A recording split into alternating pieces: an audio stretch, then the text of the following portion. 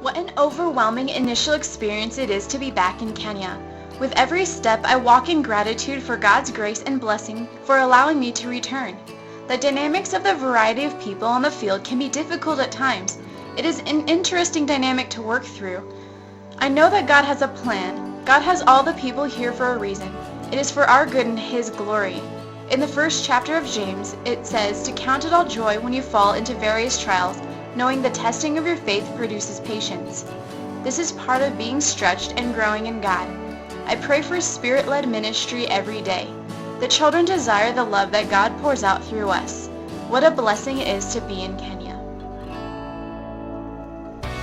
I really didn't have expectations coming to Kenya. I didn't know what to expect. I've heard stories, but I figured I needed to go to Kenya to really understand everything that I've been told. The first time I walked into Kids Club, it hit me so hard.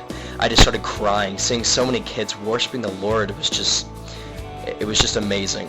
I'd never seen that before. And then learning soon after that moment that these kids have nothing, it broke my heart for them. Almost all of them come from abusive and neglected backgrounds. They starve for love and affection. The moment these kids learned the purpose, why we were there, was to love on them, they soaked it all up.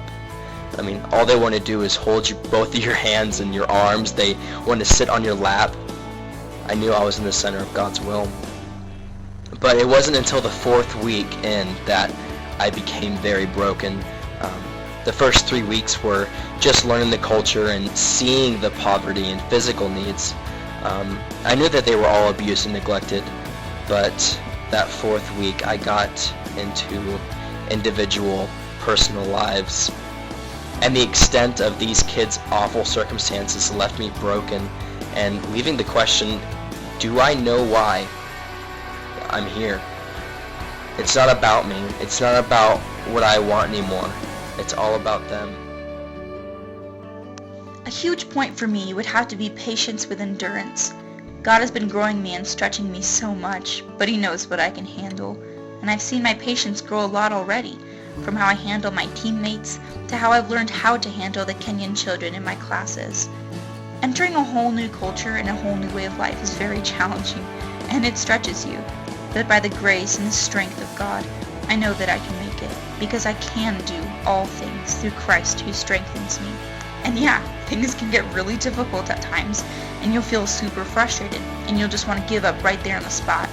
But then you have to remember why you're here, and that it's not about you or how you feel. It's about sharing God's unfailing love with these children. Unfailing love. God is so unchanging and unfailing. He is ever faithful. Even when we are faithless, He is good. So good. And He provides me with just enough strength to make it through each and every day. So we press on, fighting the good fight. Because with God on our side, who or what could ever stand against?